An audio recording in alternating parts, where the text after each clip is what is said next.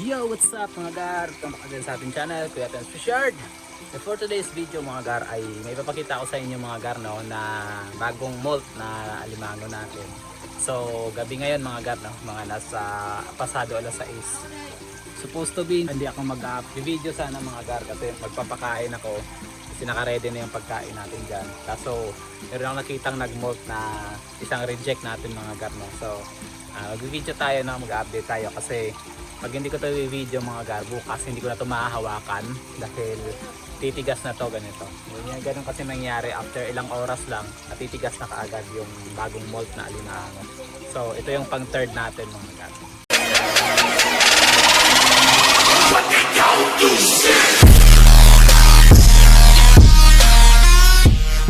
So ito yung pang third natin na mga na-success molting mga gar no. So ito pala sa mga nakuha ko mga gar no, nung nanguha ako ng alimango gamit yung panggal.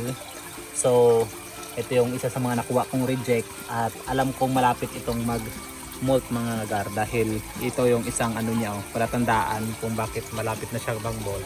Yung isa niyang sipit na natanggal dati tumutubo na.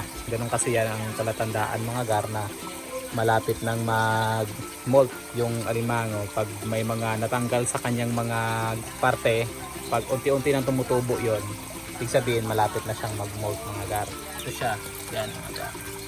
Tapos ito yung pinag-molt niya mga gar. Ayan. Mapapansin nyo no, sa una niyang shell, isa lang yung sipit niya. Dito dalawa na mga gar. Kasi ganyan yan ang mangyayari mga gar no. Pag nag-molt yung isang alimango mga gar, bumabalik yung mga natanggal niyang limbs, mga parte ng kanyang katawan na natanggal, bumabalik yan mga gar, tumutubo uli. So ayan siya mga gar. So kuhanin natin mga gar no. Yan, so ito na siya mga gar, laki na no.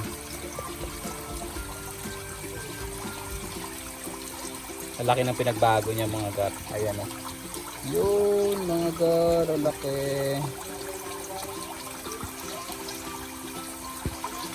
Yun.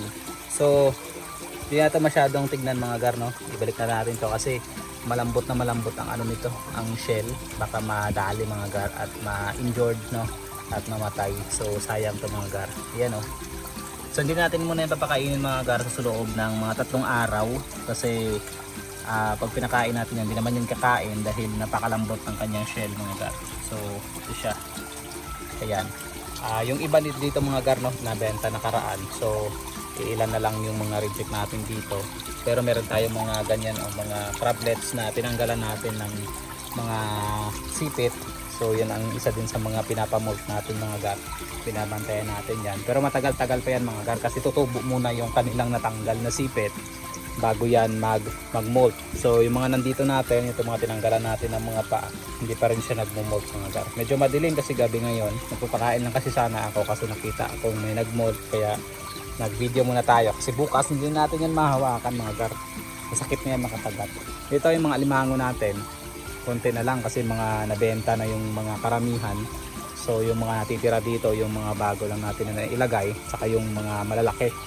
Ayun, so yan lang din ang mga natitira natin. Yung pa rin ang mga pinapakain natin mga gar. Wala pa tayo halos dami no, konti lang talaga. Yan yung mga walang marking na yan. Yan yung mga naibenta na natin. So marami tayong kailangan mga pupunuin no, kaya marami pa. Yung mga reject natin, yung iba wala nang walang label kasi nung nakaraan, naalala nyo no, pinaglalagay ko lang yan dyan, hindi ko na nilagyan ng marking muna dahil nagmamadali ako.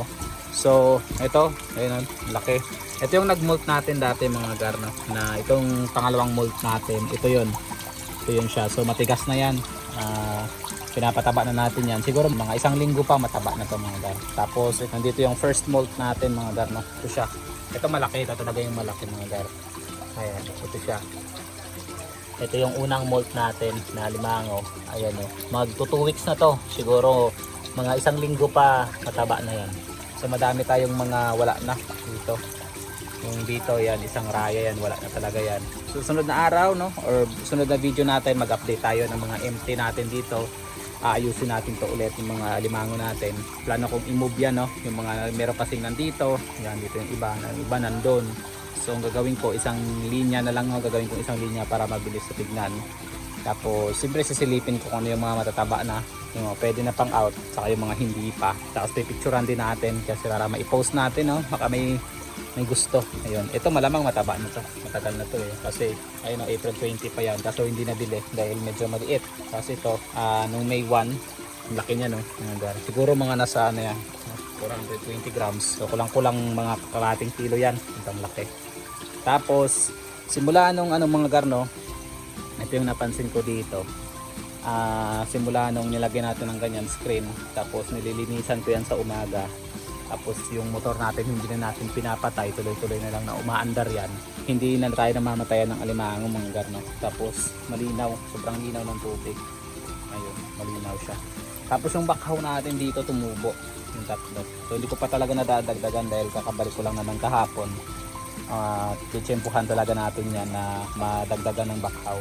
Kasi bukas, no, mamimili muna ako ng mga bago kong ilalagay dyan, no, na filter. Ilalagay natin dyan, magdadagdag tayo para medyo lumakas yung filtration natin at gumanda yung tubig. Mas maganda kasi pagka mababa talaga yung nitrite at saka nitrate, mas gaganang kumain yung malimango natin. Mas bibilis silang tumaba, tapos mas mabilis din mag-mold. Ito matagal talaga sila mag-mold. Yun. So dito na lang muna yung video natin mga garno. Quick video lang tayo dahil may nag-mold tayong isang alimango. And ay success molting na din, no, dito sa ating vertical crab na farming. Yun kasi yung sinusubukan talaga natin na makapag-produce tayo ng mga alimango from small, no, hanggang sa maging market size na sila. Dahil kinukulang kasi tayo sa supply. So yun yung iniideya pa na pinag-aaralan ko kung ano yung mas magandang gawin, no, na para magkaroon tayo ng grow out talaga, na parang grow out na style. So isa din sa napansin ko dito mga garno, humina yung motor natin, humina yung tulo ng motor natin. So hindi ko alam kung paano or bakit. Siguro hindi talaga maganda yung brand na nabili ko na pump kasi mabilis siyang masira. Hindi man lang siya umabot ng ilang buwan. So nung ano lang to kinabit nung April lang to inumpisang pinaandar. Tapos May, no, mag-June pa lang, ganyan na yung performance niya. So parang hindi maganda. Kaya gagawin ko, no, bibili ako ng bagong brand. So titignan ko kung medyo maganda yung magiging resulta kasi sa dati nating pump yung ganyan, hindi maganda talaga mga gar. Hanggang dito na lang yung video natin mga gar, no? Hanggang sa muli, ito yung Kuya Tebs na nagsasabing to God be God glory.